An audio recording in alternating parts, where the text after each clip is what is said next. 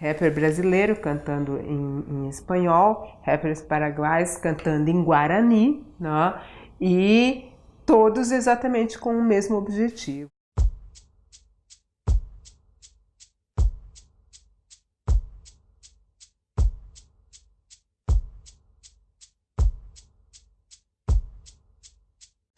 Meu nome é Ângela Maria de Souza, sou antropóloga, sou professora da UNILA, Universidade Federal da Integração Latino-Americana. Estou aqui em Florianópolis para participar do Congresso Mundial de Antropologia, o 18º Congresso Mundial de Antropologia, né, que acontece a cada 5 anos, e este ano nós temos o privilégio de poder participar aqui no Brasil, né?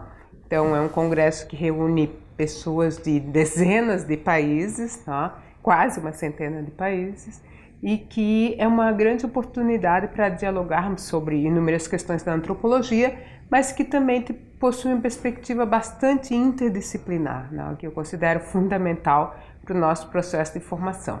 Eu sou formada em Ciências Sociais na graduação, fiz mestrado e doutorado em Antropologia aqui na UFSC, né? Então é um privilégio também estar aqui na UFSC, por ser o espaço de formação, né? A minha formação acadêmica possui como marca registrada a UFSC, né? E isso é um grande prazer estar aqui. Eu sou professora da UNILA desde 2011, né? Quando eu entrei no curso de Antropologia. Atualmente eu sou professora do curso de Antropologia e do mestrado interdisciplinar em estudos latino-americanos. Tá? Esse é um mestrado, né, que iniciou em 2013, né, e por isso, inclusive, que eu falo da importância dessa perspectiva interdisciplinar, né, que é marca do nosso mestrado, e que aqui no Congresso, né, esse é um espaço de intenso diálogo em todas essas áreas, principalmente das ciências humanas, né, que nos fazem enquanto formação no mestrado. Fui pró-reitora de extensão durante 5 anos na UNILA. Eu fui para a UNILA por um sonho, né, e continuo lá com esse sonho, né, colocando ele em prática, porque é um desafio muito grande, como eu falei, né? Mas é um grande aprendizado, é uma experiência de vida, é muito mais do que um trabalho, né? Está num permanente aprendizado, né? Tanto aprendizado em termos de formação acadêmica, mas também de trajetórias de vida, né? Porque ali nós temos estudantes indígenas de diferentes nacionalidades, nós estamos numa região de fronteira, que é Foz do Iguaçu. Ali também nós temos uma diversidade muito grande, né? Tem uma diversidade indígena, guarani principalmente, muito intensa, muito pouco visibilizada e respeitada, né? Mas extremamente presente naquela região, né? Então, essa é uma outra questão que eu considero fundamental por estar ali naquela região, né? Também é uma região muito bonita em termos de paisagens, de meio ambiente, por nós temos 2 grandes rios ali que nos formam, né? O Rio Paraná e o Rio Iguaçu, né? Que são o encontro dessas águas ali, né? Exatamente o encontro entre os 3 países, Brasil, Paraguai e Argentina, né? Então tem todas essas questões que também nos fazem estar nessa fronteira, né? Uma outra questão que eu gostaria de falar é pensar um pouco, porque quando eu cheguei em Foz do Iguaçu, quando eu cheguei na UNILA, eu procurei, a partir da minha trajetória de pesquisa aqui na UFSC, né, procurar o que tinha lá. E o que eu estava procurando, né? Eu trabalhei com o movimento hip hop durante mestrado, desde a graduação, mas principalmente no mestrado e no doutorado. No mestrado eu trabalhei com o movimento hip hop aqui de Florianópolis, principalmente. E no doutorado eu trabalhei com o movimento hip hop de Florianópolis e eu fiz parte do doutorado, o que chamamos de doutorado de sanduíche, em Lisboa. E eu trabalhei lá com imigrantes cabo-verdianos e angolanos, com o movimento hip hop, a produção do movimento hip hop, principalmente do rap, né, realizada por esses jovens. Quando eu vou para a UNILA, uma das questões que eu inicialmente começo a fazer é procurar o que tinha de de movimento hip hop ali na região, né? E essa foi uma música muito interessante, né? Porque também foi uma forma de eu conhecer aquele espaço, aquela região, aquele encontro ali, aquela fronteira como um espaço de encontro através do movimento hip hop, né? Então é o que eu chamo do rap da fronteira, né? E que traz uma série de questões ali muito interessantes, né? Porque nós podemos ter no mesmo encontro, na rappers da Argentina, do Paraguai, do Brasil, rapper brasileiro cantando em espanhol, rappers paraguaios cantando em guarani, né? E todos exatamente com o mesmo objetivo, né? Que é pensar aquela região a partir de sua produção. Eu considero o rap uma produção intelectual, né? Então, como essa música traz toda uma perspectiva, um olhar sobre aquele espaço no qual aquela produção musical é gestada, é produzida, né? E ganha forma através da música, né? Então, com o movimento hip hop daquela região, eu aprendi muito sobre a região, né? Que espaço era aquele, que encontros eram aqueles, né? Não fronteira como limite, mas fronteira exatamente como esse espaço de fluxos, de movimentos, de encontros, né? E que tem uma riqueza fantástica, né? Então, esse foi o minha primeira inserção assim, no espaço de pesquisa na região da fronteira. Trabalhei em projetos de pesquisa ali durante um bom tempo com o movimento hip hop, continuo trabalhando, mas o movimento hip hop também me levou para outras direções, né? Eu fui trabalhar principalmente daí com educação, nas escolas públicas ali da região da fronteira, né? Inicialmente com as escolas estaduais, que fazem parte do Núcleo Regional da Educação, que abrangem 9 municípios ali da região, trabalhando a implementação da Lei 10.639 e 11.645, que são os conteúdos africanos, afro-brasileiros e africanos, brasileiros, africanos. Eu repito tanto que eu acabei africanos, afro-brasileiros e indígenas no currículo escolar, né? E foi muito interessante porque ao mesmo tempo que eu iniciei com esse projeto, né, eu na época estava na Pró-Reitoria de Extensão e eu recebi, né, a visita de algumas pessoas da comunidade, né, principalmente mulheres, sindicato, religiões afro-brasileiras, professoras, movimentos sociais, que vinham exatamente, né, nos questionar, no bom sentido do questionamento, né, de qual o papel da universidade para a implementação da lei, né? Afinal de contas, estávamos ali há pouco tempo, 2 anos, exatamente, mas como a universidade poderia contribuir com essa discussão ali na região.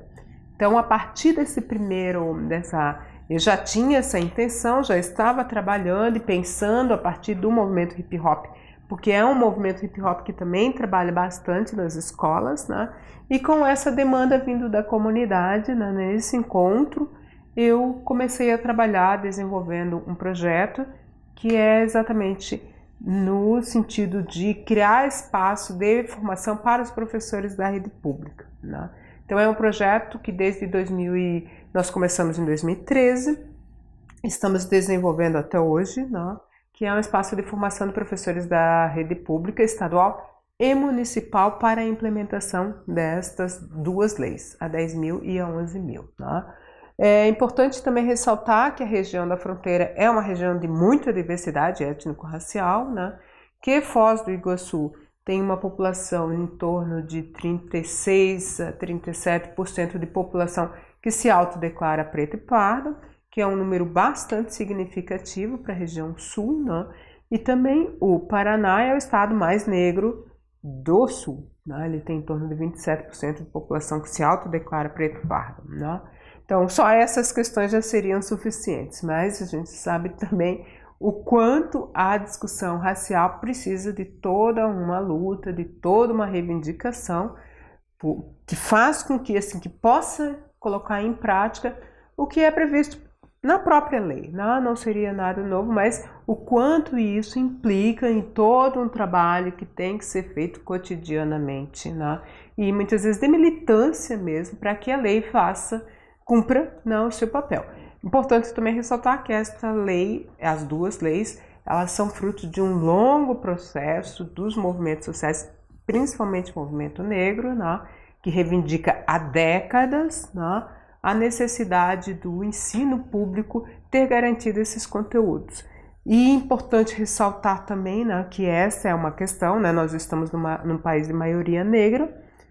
Ao mesmo tempo, nós precisamos de uma lei para fazer com que as escolas públicas, que atendem a grande maioria dos estudantes negros e indígenas, ela precisa de uma lei para que possa trabalhar com os conteúdos que deveria ser o normal, deveria ser o básico, o cotidiano, e não é. Então essa é uma das contradições, que nós temos num país que tem uma grande população negra na prática, 54%, mas que exclui na representatividade e nos espaços, não só na representatividade, mas também nos espaços de formação, que é, no caso específico deste projeto, no ensino público, no privado mais ainda, mas no ensino público também. Então essas foram algumas das indagações que nos levaram a trabalhar na região. Virou um projeto de pesquisa e extensão, eu desenvolvo nas duas áreas o projeto que trabalha com essa questão. E desse projeto, eu continuo com esse projeto, mas tem um outro que também trabalha mais especificamente com mulheres negras na fronteira. Esse projeto de Mulheres Negras na Fronteira, ele resultou desse primeiro projeto ligado à educação, por percebermos que muitas das mulheres que estavam à frente da implementação da lei eram professoras negras. E isso causava também uma cobrança dupla dessas professoras. Elas tinham uma sobrecarga de trabalho, porque além do seu cotidiano de dia a dia em sala de aula, como todo e qualquer outro professor e professora, na maioria são professoras mulheres, elas também muitas vezes eram cobradas para a implementação da lei, como se o fato de serem negras fosse a responsabilidade delas a implementação dessa lei. E isso é o que eu sempre repito inúmeras vezes, o problema do racismo não é um problema da população negra, o problema do racismo é um problema de toda a sociedade. E como um problema da sociedade, toda a sociedade tem que trabalhar com essa questão. Então não adianta só a professora negra, que são poucas, trabalharem com essa temática. Todos os professores e professoras, independente do seu pertencimento étnico-racial, têm que ter o comprometimento e trabalhar com a questão. A gente sabe que não é bem assim, que tem muita resistência, mas também tem trabalhos fantásticos. Então, claro, eu repito, às vezes resultado de uma sobrecarga de trabalho, mas que são pessoas que acreditam no que estão fazendo e que acreditam numa mudança de perspectiva e por isso estão ali trabalhando. E essas mulheres nos levaram a participar de um edital que foi da Flaxo da Argentina, que era exatamente sobre mulheres negras. E nós elaboramos um projeto para trabalhar com mulheres negras na região da fronteira. Não era especificamente na educação, mas na região da fronteira. E foi muito interessante porque nós estávamos no Brasil, trabalhando principalmente no Brasil, mas nós encontramos problemas comuns tanto na Argentina quanto no Paraguai. E o objetivo inicial da nossa pesquisa era ficarmos nas 3 cidades ali da fronteira, Foz do Iguaçu no Brasil, Ciudad del Este no Paraguai e Puerto Iguaçu na Argentina. Nós estávamos ali, começamos ali o trabalho, mas a pesquisa se alargou, então ela foi se ampliando, então essa fronteira vai se ampliando ali na região, e nós fomos para Posadas, na Argentina, para São Vicente, uma outra cidade, e para Fernando de la Mora, que é na região metropolitana de Assunção, no Paraguai. E lá nós estávamos dentro das escolas, novamente, trabalhando com professoras argentinas, com professoras paraguaias, e daí uma questão também bem importante, que também acontece, e nós já tínhamos percebido essa questão no Brasil, como, por exemplo, a arte é um espaço de manifestação política muito forte para a população negra. Né? Nós já estávamos trabalhando com essa questão e, por exemplo, no Paraguai isso se repete com mais intensidade. Eles têm uma comunidade que tem o balé Cambacoa, que é uma comunidade negra no Paraguai, né? E como essa dança que eles realizam, e é uma dança negra, né, realizada com tambores, né, é importante para dar uma visibilidade da população negra no Paraguai, né, e também reivindicar políticas públicas. Então, o nosso projeto ele girou em torno exatamente dessas questões de pensar o papel dessas mulheres no processo de reivindicação de direitos a partir das políticas públicas, né? Então, algumas questões, né, foram bem interessantes de perceber e perceber o quanto temos de comum, né? Mesmo o Brasil sendo um país de maioria negra e a Argentina e o Paraguai terem uma outra forma de construir sua representação, né? Mas que tem sim, tanto no Paraguai quanto na Argentina, uma população negra que reivindica esse espaço, né? Essa visibilidade num discurso sobrenacional também. Né? E muitas das pessoas que estão realizando esta reivindicação são mulheres. Né? O fato, obviamente, de eu ser uma mulher negra também criou uma aproximação maior com essas mulheres. Né? Essa é uma questão que também é importante ressaltar.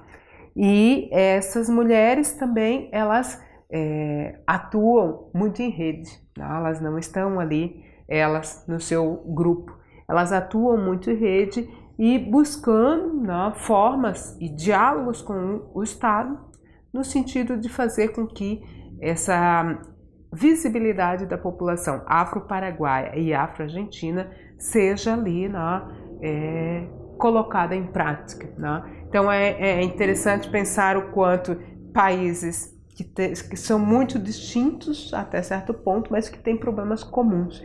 E este é um, né?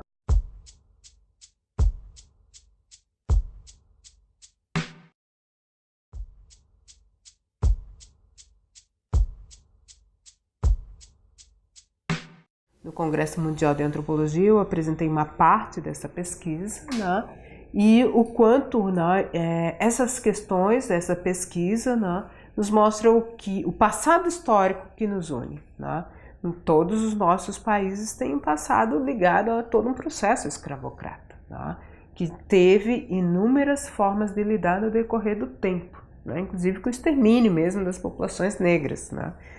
E o que significa essas questões hoje na atualidade? Né? Como é que elas são pensadas, trabalhadas a partir dessas especificidades nos contextos nacionais e regionais, né?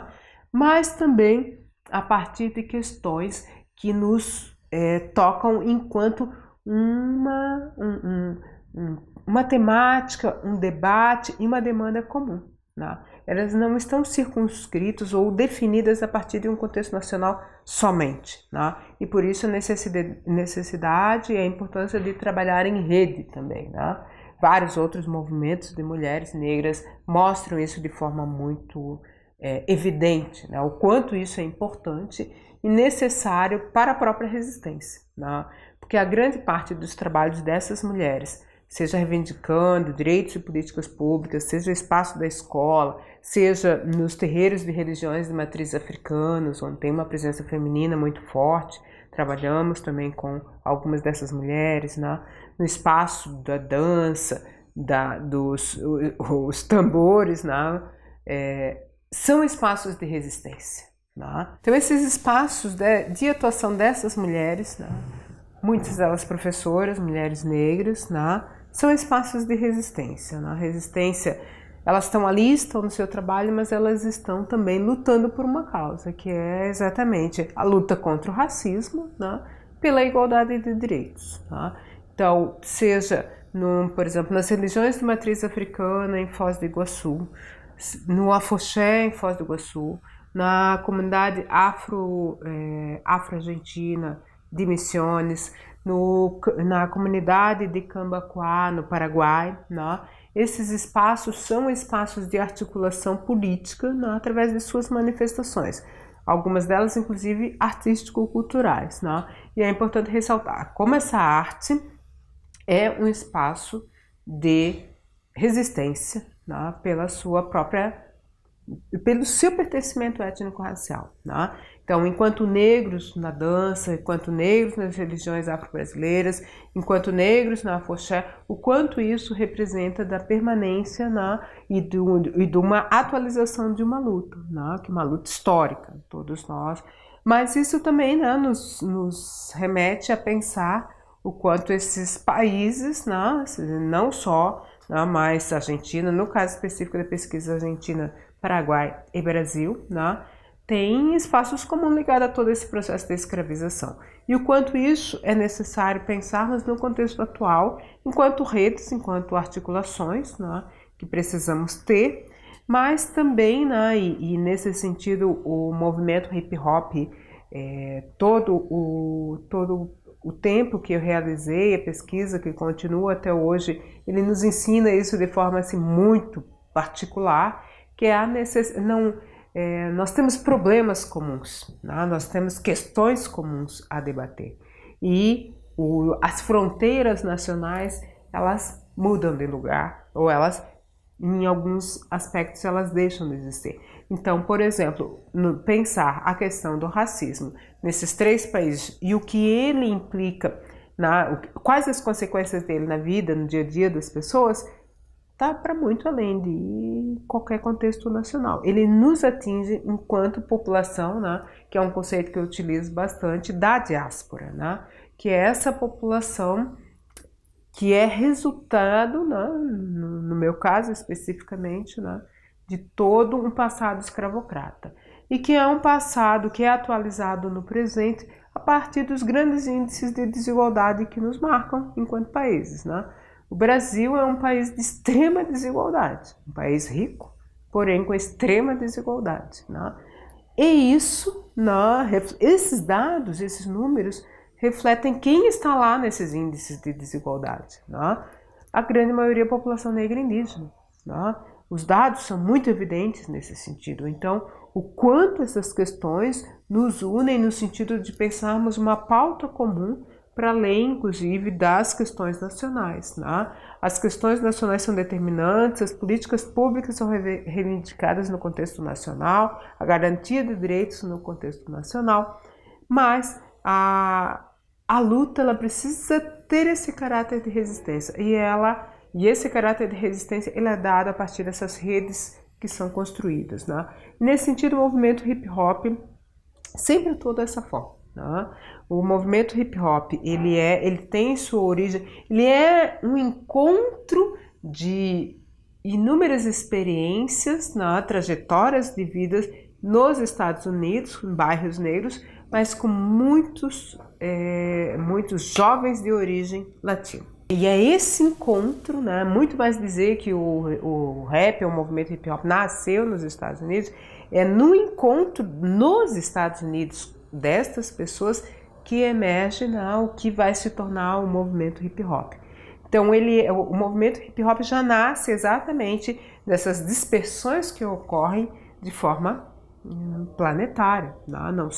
Não é somente um contexto específico daquele espaço, mas, né, que reúne esses jovens e todos os seus problemas, seus processos migratórios, né, naquele espaço, no caso específico, nos Estados Unidos. Mas é interessante pensar o quanto o movimento hip hop, a partir do momento que ele se torna um espaço de debate político, né, de debate de um discurso militante, né, de um discurso intelectual a partir de sua trajetória de vida, da forma como o seu espaço é compreendido por eles mesmos, né, eles vão trazer a importância dessa atuação em rede, atuação em grandes grupos, né? E eu acho isso muito emblemático pelo próprio nome, né? O termo utilizado, movimento ou cultura hip hop, né? Já vem embutida essa lógica de pensar esse movimento, essa rede, esse fluxo, exatamente pelas questões que nos unem desde um passado histórico, mas também a partir dos índices de desigualdade que nos marcam no presente, né? Então, como essas questões elas são fundamentais para compreendermos, né, países como, no caso, o Brasil, de grande desigualdade, né, mas que tem, né, uma lógica escravocrata que ainda é muito permanente. Né, e o movimento hip hop traz isso de forma muito contundente, desde no caso específico dos estudos que eu realizei aqui em Florianópolis, e ocorre, é interessante porque em Lisboa eu trabalhei com imigrantes cabo-verdianos e angolanos, e quando eu falo, não somente imigrantes, mas pessoas nascidas em Portugal, mas que se veem como cabo-verdianos e como angolanos, né? E isso é uma forma também de estar presente a partir de suas origens, a partir de suas práticas naquele contexto e trazer isso para a sua produção, né, intelectual e artístico-cultural que o movimento hip hop traz. Né? Então essa é uma questão que é bem importante pensar, porque o movimento hip hop ele não é só a música, que é às vezes o que torna mais evidente, ou grafite, né, ou mesmo a dança. Né? Ele é toda uma forma de pensar e de se pensar nesse contexto, né?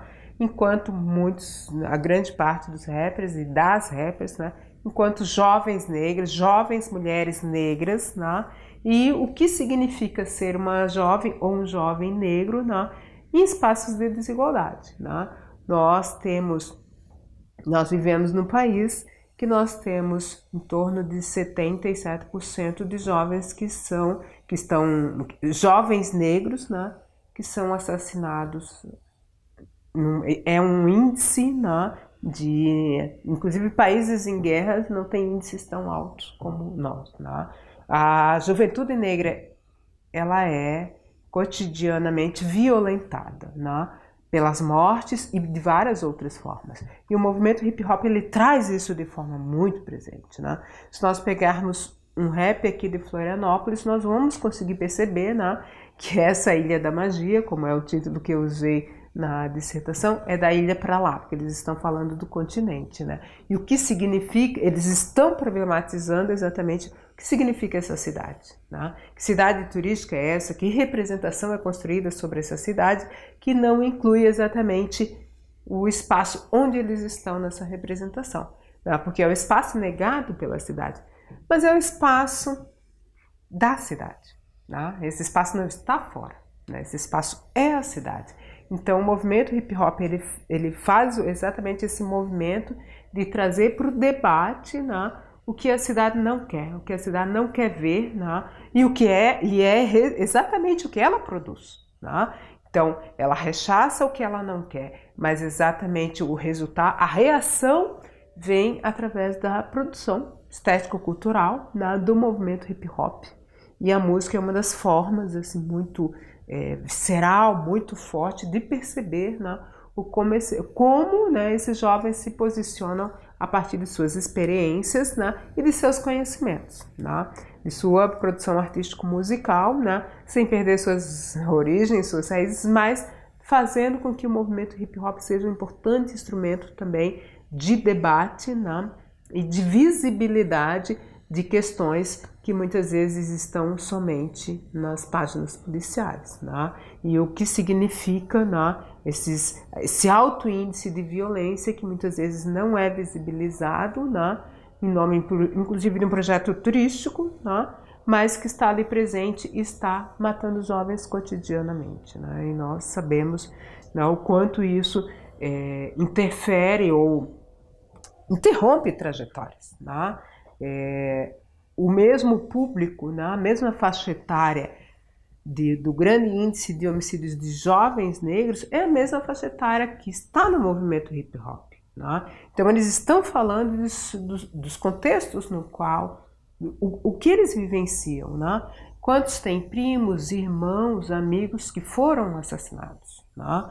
É muito comum, né, ouvir nos raps exatamente trazer à tona, né, o que a sociedade não quer perceber, não quer ver, e que o movimento hip hop traz exatamente para debater. Olha, a situação é esta, né? Como é que nós vamos discutir, trabalhar e pensar conjuntamente, né? Então, o movimento hip hop, ele constrói, né? Ele usa, na verdade, ele faz com que a sua prática estética musical seja também um instrumento para trazer à tona, né, as questões que estão muito circunscritas ao espaço da periferia, mas que não são da periferia, são de toda a cidade. Né? A cidade produz a periferia. Né? A periferia não é uma opção, ela é uma construção, né? E essa construção, a cidade empurra essa periferia. Só que essa periferia reage, resiste e se constrói a partir do seu discurso. É óbvio que há uma série de problemas, de questões, né?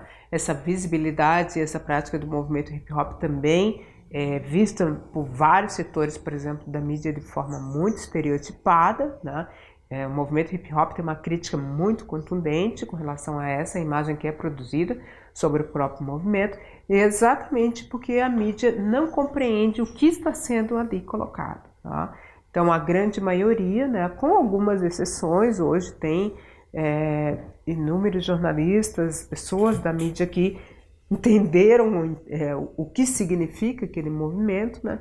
Mas a grande maioria ainda tem uma dificuldade muito grande para pensar aquele espaço como um espaço de debate, um espaço político. Né? E é um espaço onde há uma efervescência artístico-cultural permanente. Né? Então, o movimento hip hop é resultado de tudo isso. Né? E o movimento hip hop é também uma alternativa a esse espaço o que nós estamos criticando e não queremos, né? O movimento hip hop discute, mas ele também está colocando o movimento hip hop como um caminho, né? Como um espaço importante para esses jovens. Né? E a grande maioria são jovens, né? Os jovens que estão na faixa etária que é mais assassinada, que é mais violentada de várias formas. E também daí eu gostaria de ressaltar a importância, e esse é um debate muito contundente dentro do movimento hip hop, nas escolas públicas, com as professoras negras, com relação à questão das políticas públicas, principalmente as ações afirmativas, né? E a inserção desses jovens no mercado de trabalho, mas também no espaço da universidade. Né? Então, o que significa, né? Não é simplesmente dar uma visibilidade e aquilo fica por ali, né? Mas o que significa isso também a partir do momento em que os jovens negros, as jovens negras e negros, né, conseguem sair, estar nesses espaços como a universidade, né, entrar num espaço como a UFSC, por exemplo, ou qualquer universidade pública, né, sem ser exceção, né? Porque até muito pouco tempo, e eu sou resultado desse tempo, né, ser uma estudante negra era uma exceção. Era uma na graduação, duas no máximo. Em curso, eu fiz curso de Ciências Humanas, né? Uma no mestrado, assim, se tivesse duas, uma no doutorado. Então, não ser exceção é extremamente importante, exatamente para que a gente ocupe os espaços, né? Que sejam espaços de fato, né? Espaços onde todas as pessoas tenham direito. Né? Então, as ações afirmativas são fundamentais para pensarmos, né, essas políticas de ações afirmativas, fundamentais para pensarmos a ocupação desses espaços. Porque se nós pegarmos cursos ou espaços elitizados na sociedade, nós não somos um país de maioria negra em nenhum lugar do planeta. Né? Ao contrário, nós somos um país predominantemente branco, exatamente porque esses espaços negam, né, a inserção principalmente de pessoas negras e indígenas. Né? Então, o quanto o movimento hip hop, as professoras, principalmente mulheres negras, né? Mas toda essa articulação, esse debate é importante para pensar esses espaços, né, como espaços conquistados, espaços de direito. Né? E a inserção, seja na universidade ou nos espaços inúmeros, né? Qualquer espaço da sociedade, é importante exatamente para termos representatividade, né? Porque como uma criança negra vai querer ser engenheiro, vai querer ser médico, vai querer ser arquiteto, se ela não tem ninguém na família, se ela não se vê naquela pessoa, né? Às vezes não teve uma professora negra ou um professor negro, né? e estamos falando de um país de maioria negra. Então, as nossas contradições não são poucas, ao contrário, né? Elas são gigantescas, né? E temos que enfrentá-las, né?